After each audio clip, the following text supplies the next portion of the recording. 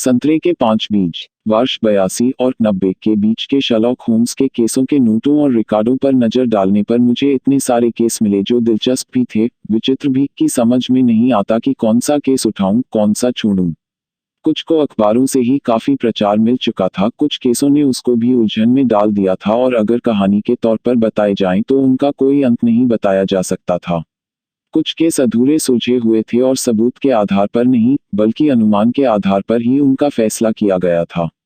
पर उनमें से आखिरी केसों में एक इतना ज्यादा आश्चर्यजनक था और उसका अंत इतना चौंकाने वाला कि मैं उसके बारे में कुछ बताना चाहता हूं, जबकि उसमें कई मुद्दे ऐसे थे जो न कभी सुलझे न कभी सुलझेंगे। वर्ष 87 में हमारे पास केसों की लंबी फहरिस्त थी, जिनके रिकॉर्ड मेरे पास थे।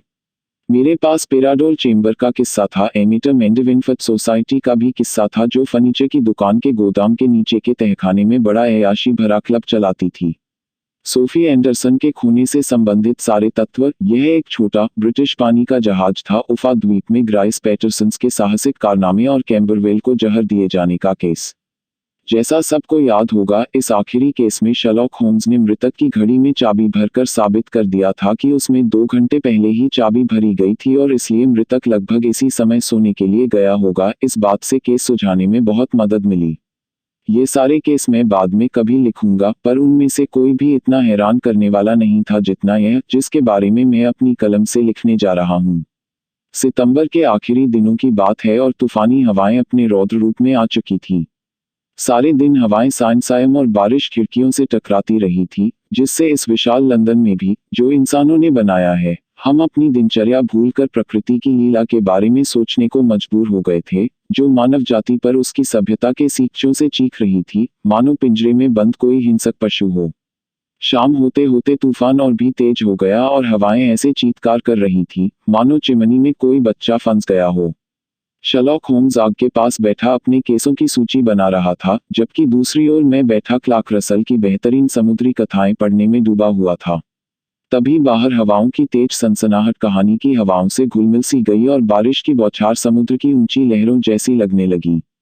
मेरी पत्नी अपनी माँ से मिलने गई हुई थी और कुछ दिनों के लिए मैं बेकर स्ट्रीट पर अपनी पुरानी रहने की जगह पर आया हुआ था। अपने मित्र की ओर देखते हुए मैंने कहा, मुझे लगता है कि घंटी बजी है। आज रात कौन आ सकता है? शायद तुम्हारा कोई मित्र होगा। तुम्हारे सिवा मेरा कोई नहीं है।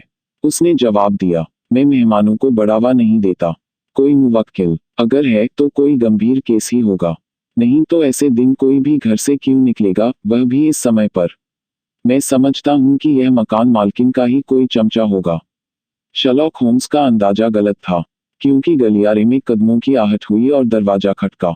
उसने अपना लंबा हाथ बढ़ाकर लैंप अपने से हटाकर खाली कुर्सी की ओर घुमा दिया जिस पर आने वाले को बैठना था। अंदर आइए, वह बोला। अंदर आने वाला कम उम्र का, लगभग 22 वर्ष का जान पड़ रहा था। वह सलीकेदार कपड़े पहने था और उसके हाव भाव में कुलीनता टपक रही थी। उसके हाथ का भीगा हुआ छाता और लंबी चमकती बरसाती उस भीगे मौसम का गवाह थी, जिसमें से वह आया था। उसने घबराकर अपने इर्द गिर्द लैंप की रोशनी में देखा और मैं समझ रहा था कि उसका चेहरा पीला था और आंखें भारी, मानो वह गहरी चिंता में डूबा है। मुझे तुम लोगों से माफी मांगनी चाहिए। अपना सुनहरा चश्मा आंखों पर टिकाते हुए वह बोला। मैं जबरन तो अंदर नहीं आ गया। मुझे अफसोस है कि बाहर के तूफान और पानी को मैं इस सुंदर कमरे में ले आया हूँ। अपना कोट और छाता मुझे दे दो। होम्स ने कहा, इनको खूंटी पर टांग देते हैं और कुछ ही देर में यह सूख जाएंगे। मैं देख रहा हूँ कि तुम दक्षिण पश्चिम से आए हो। हाँ, होर्शम से। तुम्हारे पंजों पर लगा मिट्टी और चूने का मिश्रण साफ बता रहा है। मैं यहाँ राय लेने आया हूँ। वह तो आसानी से मिल जाएगी। और मदद, वह हमेशा आसान नहीं होती। मैं तुम्हारे बारे में सुन चुका हूँ मिस्टर होम्स। मैंने मेजर प्रेंडरगास्ट से सुना था कि कैसे तुमने टैंकरविले क्लब अफवाह से उसे बचाया था। अच्छा, हाँ, उस पर गलत आरोप था कि वह जुए में बेईमानी करता है। उसने कहा कि तुम कोई भी माजरा सुलझा लोगे। उसने कुछ ज्यादा ही कह दिया। तुम कभी नहीं हारते। मैं 4 दफे हार चुका हूँ, 3 दफे पुरुषों से और 1 दफा एक स्त्री से। पर तुम्हारी सफलताओं के मुकाबले में तो ये कुछ भी नहीं है। हाँ, यह सच है कि ज्यादातर मैं सफल ही होता हूँ। तो फिर मेरे साथ भी होगे। मैं चाहता हूँ कि तुम अपनी कुर्सी यहाँ आग के पास खिसका लो और अपने केस के बारे में सारी बातें बताओ। यह कोई साधारण मामला नहीं है। मेरे पास आने वाला कोई भी मामला साधारण नहीं होता। मैं आखिरी अदालत हूँ जहाँ अपील होती है। फिर भी सर, मैं पूछूंगा कि क्या तुम्हारे सारे तजुर्बे में तुमने ऐसी रहस्यमयी और अविश्वसनीय घटनाओं के बारे में सुना है जो मेरे परिवार में घटी हैं? तुमने मेरे अंदर दिलचस्पी जगा दी है। होम्स ने कहा, मेहरबानी करके मुझे शुरू से पूरी बात बताओ और बाद में मैं उन बातों पर सवाल करूंगा जो मुझे जरूरी लगेंगी। युवक ने अपनी कुर्सी खिसकाई और आग की ओर अपने पैर पसार दिए। मेरा नाम जॉन ओपनशॉ है, पर मेरे निजी जीवन से इस सारी घटना का कोई ताल्लुक नहीं है। यह मुझे विरासत में मिला है और इसलिए तुमको पूरी जानकारी देने के लिए मुझे शुरू से सब कुछ बताना होगा। मुझे तुमको यह बताना होगा कि मेरे बाबा के दो बेटे थे, मेरे अंकल एलियस और मेरे पिता जोसेफ। मेरे पिता की कॉवेंट्री में छोटी सी फैक्ट्री थी, जो साइकिल के इजाद होने पर उन्होंने बढ़ा ली। उनके पास ओपनशॉ के न टूटने वाले टायर का पेटेंट था और उनके धंधे को इतनी सफलता मिली कि उसको बेचकर उन्हें काफी रकम मिल गई। मेरे अंकल एलियस जब युवक थे तभी अमेरिका चले गए थे और फ्लोरिडा में प्लांटर बन गए, जहां सुनते हैं कि उन्हें बहुत सफलता मिली। युद्ध के समय वे जैक्सन की सेना में लड़े और फिर हुड के नेतृत्व में भी लड़े और कर्नल बन गए। जब ली ने हथियार सौंपे तब मेरे अंकल वापस अपने बागानों में लौटे। वह वहां 3-4 साल रहे। करीब 1869 या 1870 में वह यूरोप लौटे और होर्शम के पास सनसेक्स में छोटी सी जागीर खरीद ली। अमेरिका में उन्होंने खासी रकम कमाई थी और वह इसलिए छोड़ी कि उन्हें निग्रो जाति के लोगों से और रिपब्लिक सरकार की नीति से नफरत थी। वह अनूठे थे, भयानक और गुस्सैल। गुस्से में अनाप-शनाप बोल जाते और उन्हें किसी से मिलना जुलना पसंद नहीं था। होर्शम में वह जितने भी साल रहे उन्होंने शायद ही कभी शहर की ओर रुख किया हो। उनके घर के बाहर एक बगीचा था और 2-3 खेत जहां वह कसरत करते। हालांकि अक्सर वह हफ्तों तक अपने कमरे के बाहर ही नहीं निकलते। वह काफी मात्रा में ब्रांडी पीते थे और सिगरेट भी, पर वे किसी से मिलते जुलते नहीं थे, न कोई दोस्त चाहते, अपना भाई भी नहीं। उन्हें मुझसे कोई परेशानी नहीं थी, बल्कि वह मुझे प्यार करते थे, क्योंकि जब उन्होंने मुझे पहली बार देखा था उस वक्त मैं बच्चा था, करीब 12 साल का। यह 1878 की बात है, जब वह 8-9 सालों तक इंग्लैंड में रहे थे। उन्होंने मेरे पिता से कहा कि मुझे उनके साथ रहने दें। अपने तरीके से वह मेरा बड़ा ध्यान रखते थे। जब वह नशे में नहीं होते तो हम बैकगैमन खेलते और नौकरों और दूसरे व्यापारियों से मेरे जरिए ही बात करते, जिसकी वजह से 16 साल का होते होते मैं पूरे मकान का मालिक सा बन चुका था। सारी चाबियां मैं ही रखता और मुझे जहां जाना होता वहां जा सकता था। उनकी निजी जिंदगी में खलल दिए बगैर कुछ भी कर सकता था। एक अपवाद यह था कि दुछत्ती पर एक लकड़ी का कमरा था जो हमेशा बंद रहता था। इसमें जाने की आज्ञा न मुझे थी न किसी और को। लड़कपन के कौतूहल में मैंने छेद से झांक कर देखा, पर मुझे पुराने बक्से और पोटलियां ही दिखाई दी। एक दिन मार्च 1883 में कर्नल की प्लेट के आगे विदेशी स्टैंप लगा एक पत्र पड़ा था। उनके लिए पत्र आना खास बात थी, क्योंकि वह अपने सारे बिल खुद चुकाते थे और उनका कोई मित्र नहीं था। इंडिया से उसे उठाते हुए वह बोले, पौंडीचेरी पुडुचेरी का पोस्टमार्क, यह क्या हो सकता है? जल्दी से उसे खोलते हुए उसमें से संतरे के सूखे हुए 5 बीज उसकी प्लेट में आ गिरे।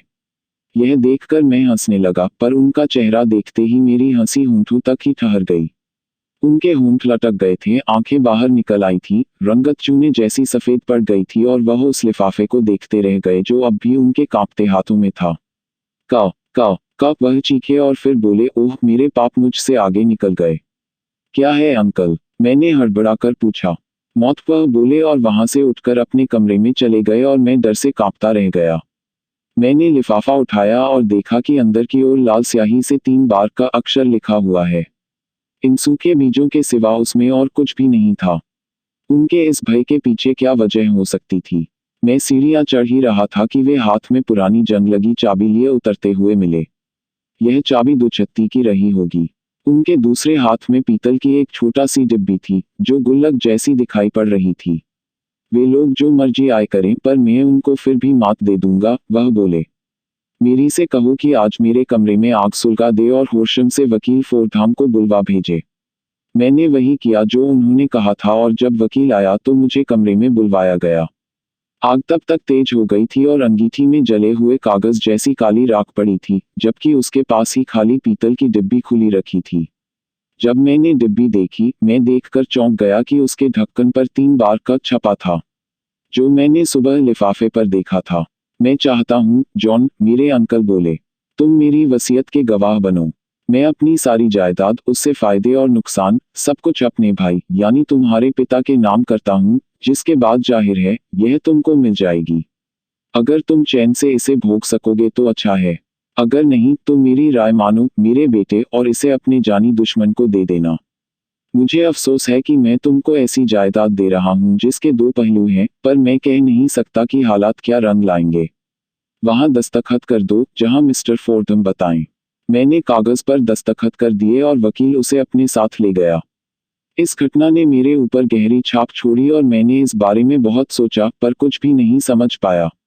मैं मन से वह खौफ नहीं हटा पाया जो मेरे मन में बैठ गया था। हालांकि जैसे जैसे हफ्ते गुजरते गए और हमारे जीवन में कोई उथल पुथल नहीं हुई, तो यह सनसनी भी धीरे धीरे कम होती गई। पर मुझे अपने अंकल में बदलाव नजर आया। वह पहले से कहीं ज्यादा शराब पीने लगे थे और अपने ही अंदर और भी ज्यादा सिमट गए। वह ज्यादातर समय अपने कमरे में ही बिताते और दरवाजा अंदर से बंद कर लेते, पर कभी भी नशे की पिनक में बाहर आते और कमरे से निकलकर हाथ में रिवॉल्वर लिए बगीचे में भागते फिरते। साथ में वह भी चिल्लाते कि वह किसी से नहीं डरते और वह बकरी की तरह मांद में दुबके नहीं रहेंगे। चाहे कोई आदमी हो या हवा, उन्हें किसी से डर नहीं। जब यह गर्मी दूर होती, वह हड़बड़ा कर दरवाजे के अंदर घुस जाते और उस पर ताला लगा देते, उस आदमी की तरह जो अपनी आत्मा की सतह में बैठे डर को अब और बर्दाश्त नहीं कर सकता। ऐसे समयों पर मैंने उनका चेहरा देखा है, ठंडे दिनों में भी, जो तरबतर रहता है, मानो अभी अभी डुबकी लगा कर आए हूं। खैर, मामले को खत्म करता हूं, तुम्हारे सब्र का इम्तिहान नहीं लूंगा। मिस्टर होम्स, एक रात ऐसी आई जब वे अपने नशे की पिनक से बाहर नहीं आ पाए। जब हम इन्हें ढूंढने गए तो हमने इन्हें काय भरे तालाब में मुंह के बल पड़ा पाया, जो बगीचे के परले छोर पर था। हिंसा का कोई निशान नहीं था और पानी सिर्फ 2 फीट गहरा था, इसलिए जूरी ने इसे आत्महत्या का मामला माना, क्योंकि इनके अजीब स्वभाव के बारे में सबको मालूम था। पर मैं जो जानता था कि उन्हें मौत का कितना खौफ था, अपने मन को समझा नहीं पा रहा था कि वे खुद ही मौत को गले लगा सकते हैं। बात आई गई हो गई और मेरे पिता को वह जायदाद मिल गई, साथ में 14,000 पाउंड भी, जो बैंक में पड़े थे।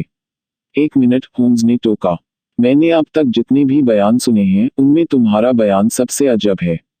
मुझे वह तारीख बताओ जिस दिन तुम्हारे अंकल को वह चिट्ठी मिली थी, और उनकी तथाकथित आत्महत्या की तारीख भी।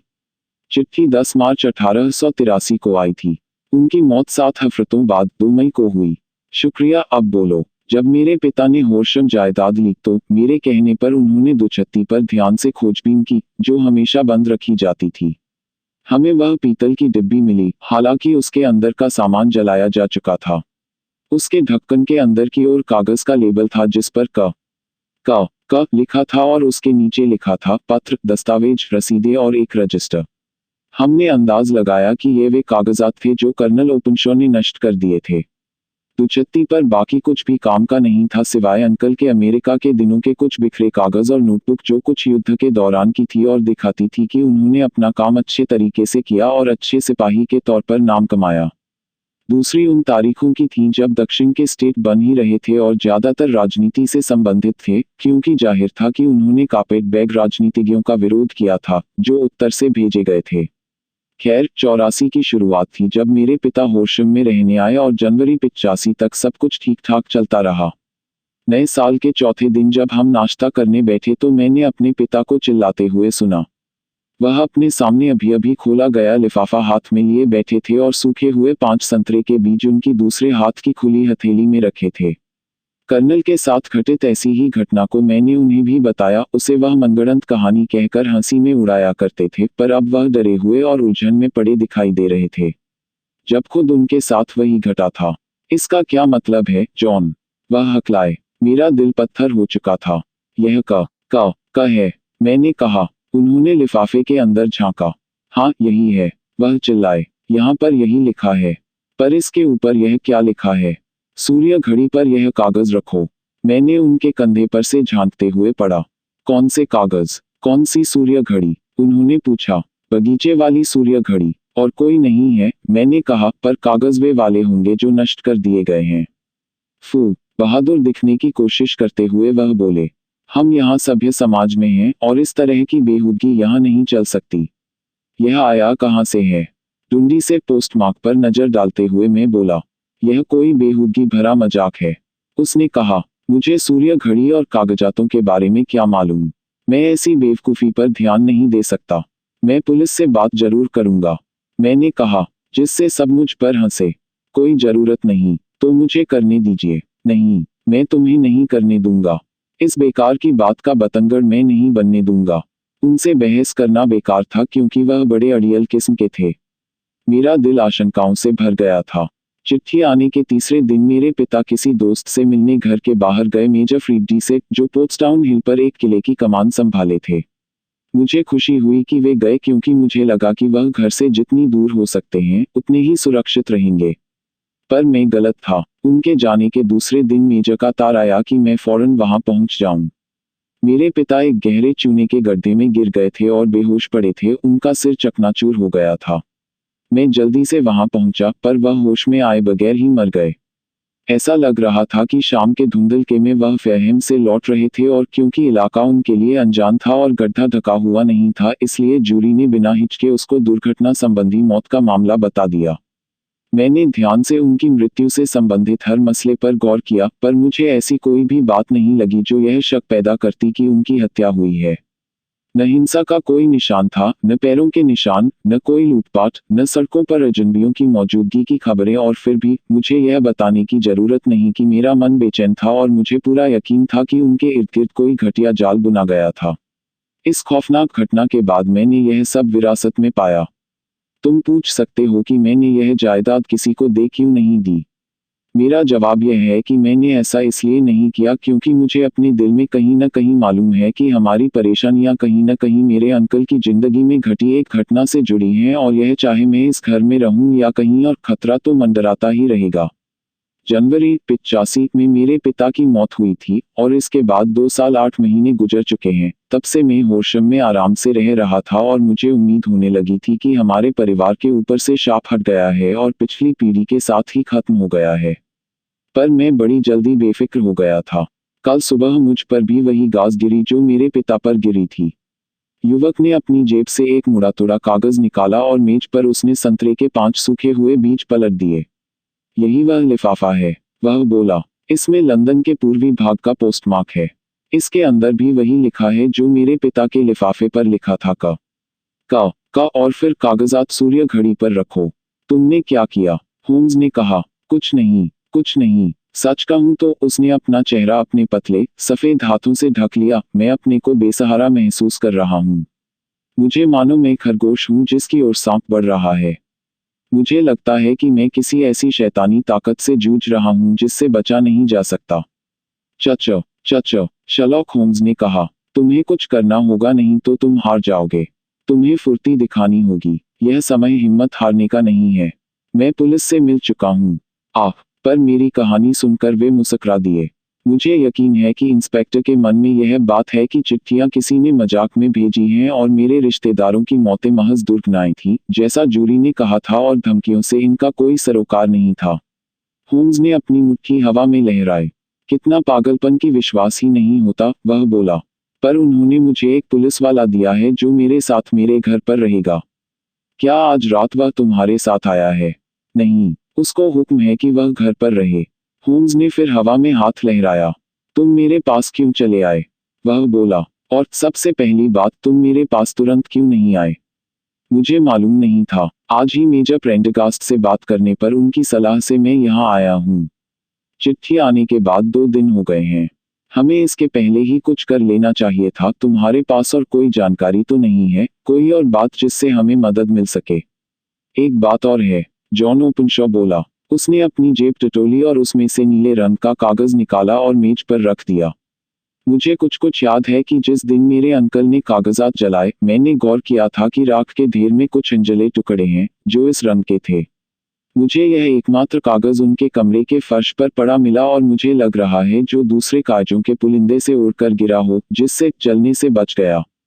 पर बीजों के बारे में बताने के अलावा इसमें और कोई ऐसी बात नहीं है जिससे हमें मदद मिले। मैं सोचता हूं कि यह किसी की निजी डायरी का पन्ना है। लिखावट शर्तिया मेरे अंकल की है। होम्स ने लैंप घुमाया और हम दोनों कागज के उस पन्ने पर झुके जिसके टेढ़े मेढ़े किनारे दिखा रहे थे कि वास्तव में किसी किताब से फाड़ा गया है। उसका शीर्षक था मार्च 1869 और नीचे यह रहस्यमय नोटिस लिखा था। चौथी, हडसन आया, उसी प्लेटफॉर्म पर थी। 7वीं, मैकाकोले, पैरामोर और सेंट ऑगस्टीन के जॉन स्वेन पर बीच छोड़े। 9वीं, मैकाकोले साफ। 10वीं, जॉन स्वेन साफ। 12वीं, पैरामोर से मिलने गया, सब ठीक ठाक, शुक्रिया। होम्स ने कागज मोड़कर वापस अपने मेहमान को दे दिया। और अब किसी भी हाल में तुमको एक पल भी नहीं गंवाना है। हमें यह सोचने में भी समय नहीं गंवाना है कि तुमने हमें क्या बताया। तुम फौरन घर पहुंचो और काम करो। मुझे क्या करना होगा? करने के लिए एक ही काम है, वह फौरन किया जाना चाहिए। यह कागज जो तुमने हमें दिखाया है, उसे फौरन उस पीतल वाली डिबिया में रख देना जिसके बारे में तुमने हमें बताया है।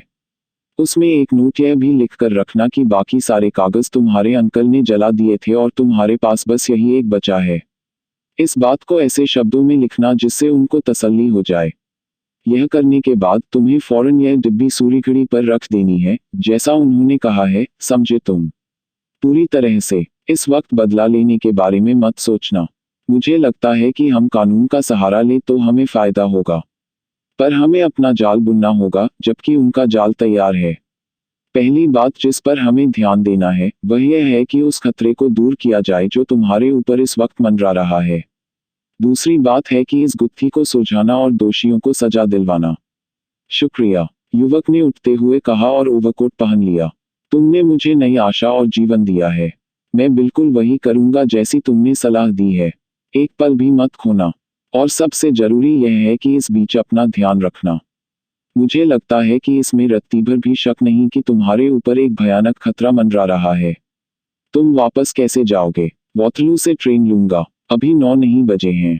सड़कों पर भीड़ भाड़ होगी, इसलिए मुझे लगता है कि तुम सुरक्षित रहोगे। और फिर भी तुमको बहुत ज्यादा चौकस रहना होगा। मेरे पास हथियार है, यह अच्छी बात है। कल मैं तुम्हारे केस पर काम शुरू कर दूंगा। तो फिर मैं तुमसे होर्शम में मिलूंगा। नहीं, तुम्हारी गुत्थी लंदन में है, वहीं पर मैं उसे ढूंढूंगा।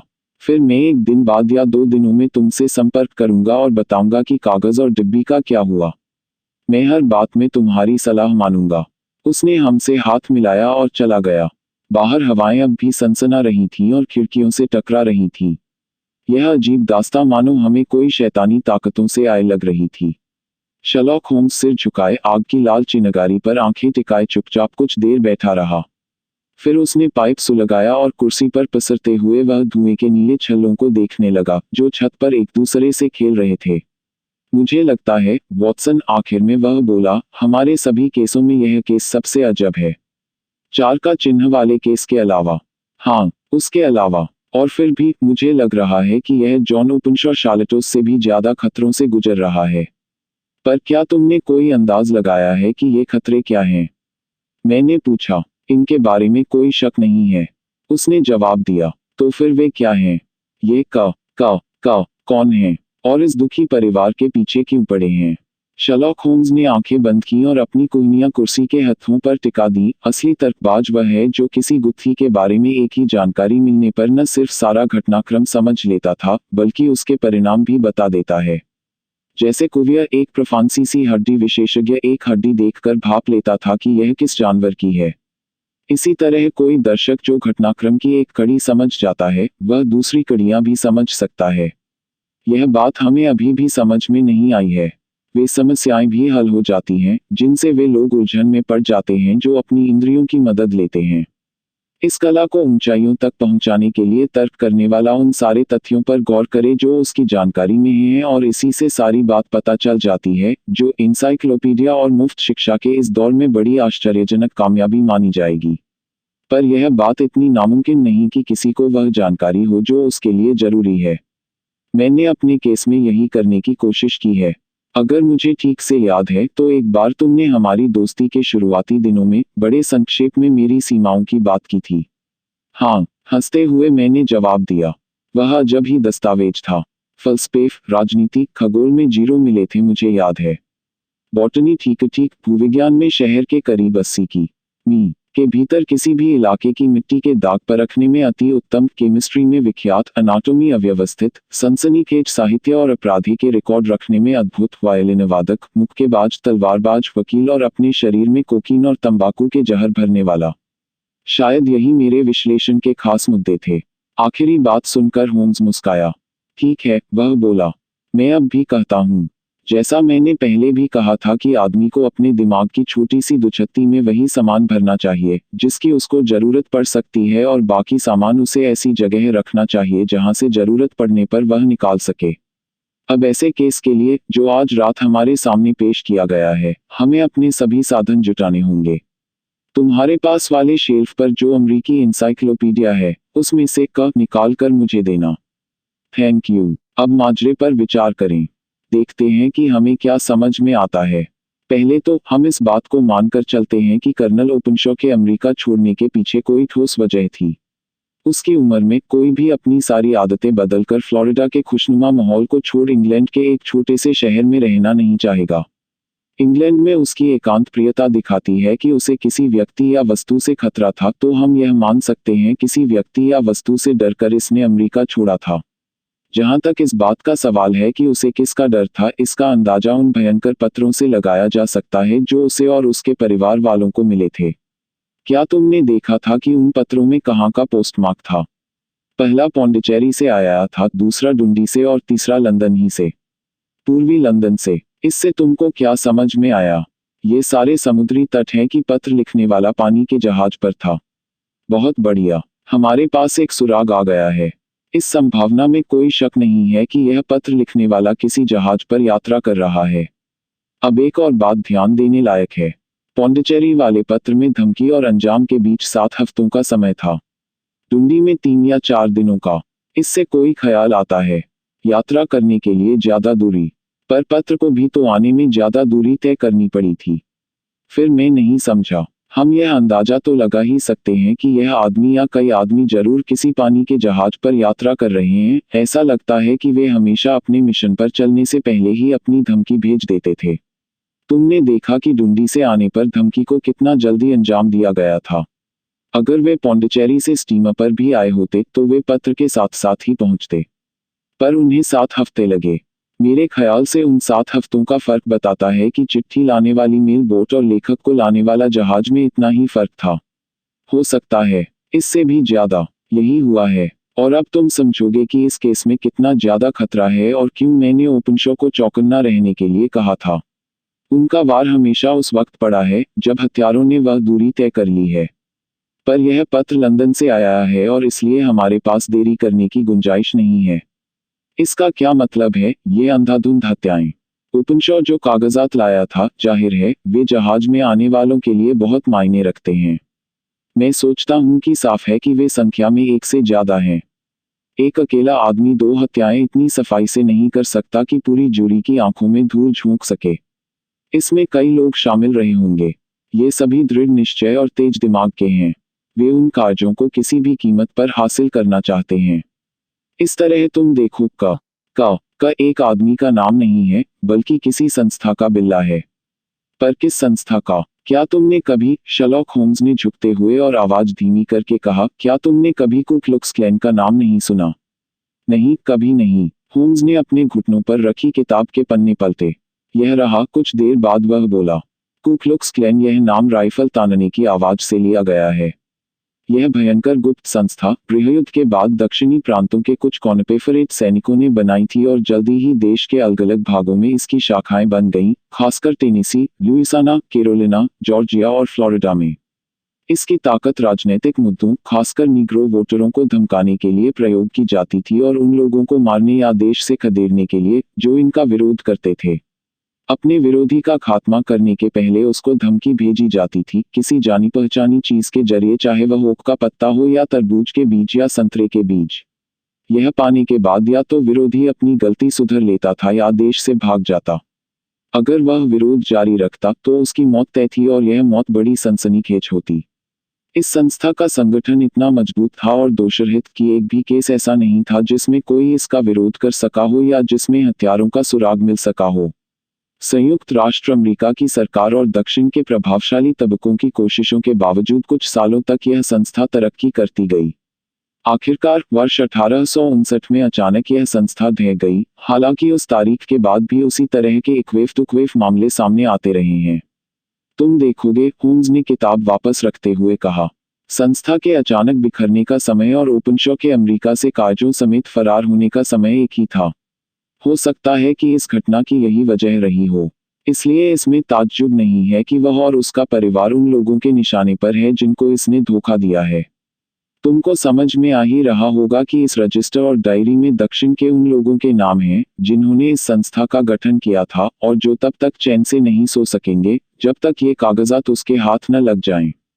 फिर जो पन्ना हमने देखा है वही है जिसकी हमें उम्मीद है। अगर मुझे ठीक से याद है तो उसमें लिखा था ए, बी और सी को बीज भेजो, मतलब उनको संस्था की धमकी भेज दो।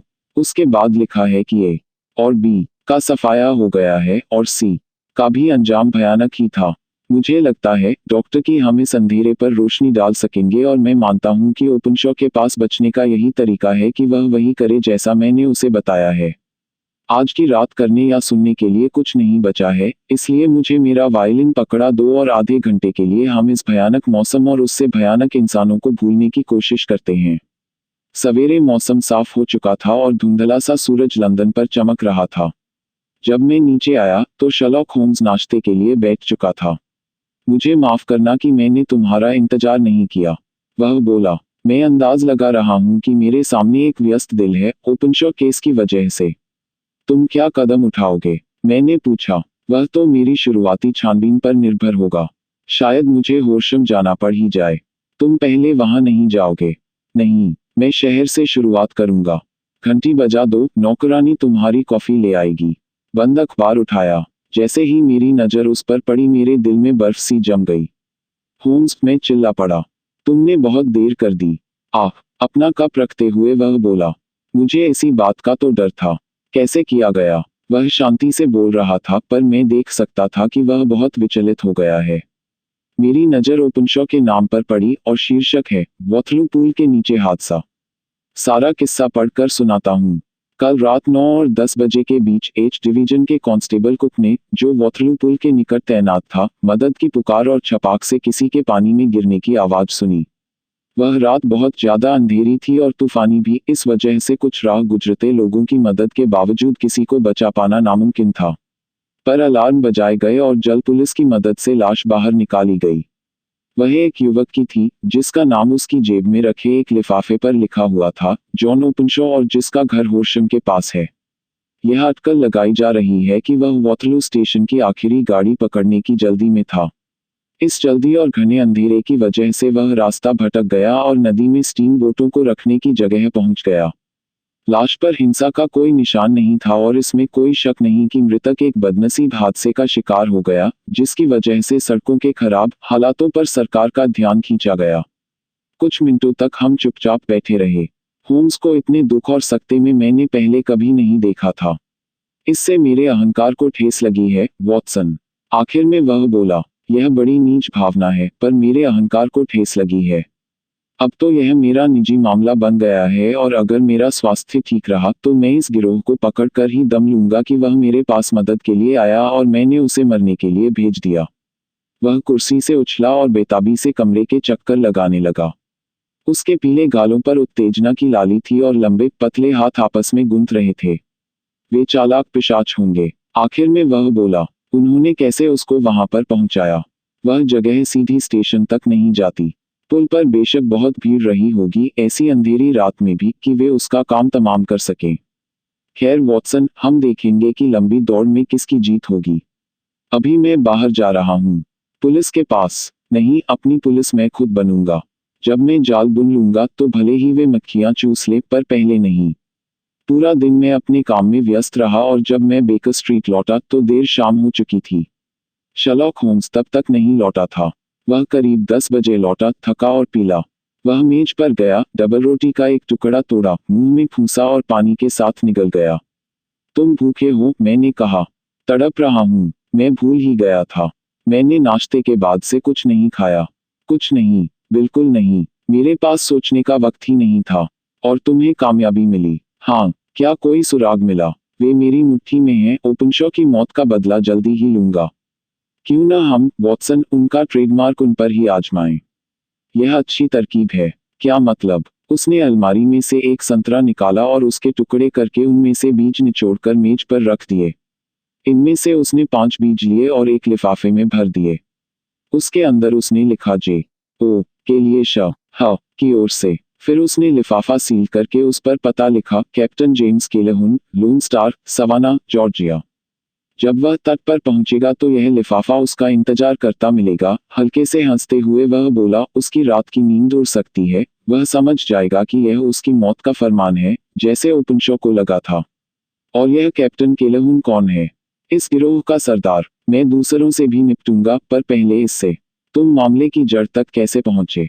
उसने कागज का बड़ा सा टुकड़ा जेब से निकाला, जो नामों और तारीखों से भरा पड़ा था। मैंने पूरा दिन बिताया है, वह बोला।